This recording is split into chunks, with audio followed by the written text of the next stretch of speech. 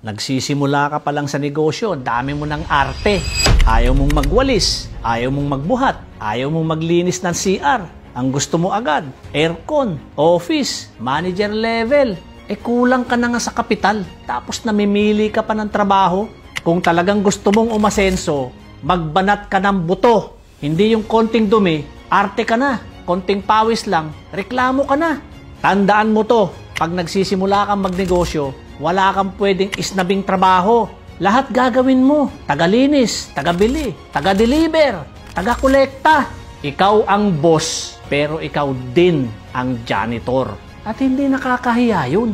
Ang nakakahiya, yung gusto mong yumaman, pero ayaw mong marumihan yung kamay mo. Huwag mo munang unahin yung image mo. Huwag mo munang isipin kung anong sasabihin ng ibang tao. Wala naman silang ambag sa puhunan mo, di ba? Focus ka lang sa goal mo. Kumita ng marangal, mabuhay ng maayos, at umasenso ng malinis. Yung pagwawalis, yung pagbubuhat, tandaan mo, parte yan ng proseso. At kung hindi mo kayang gawin yan ngayon, huwag mong aasahan na makakamit mo yung tagumpay bukas. Kaya tanggalin mo yung kaartihan mo. Dahil sa negosyo, hindi porma ang puhunan, kundi sipag at tiyaga.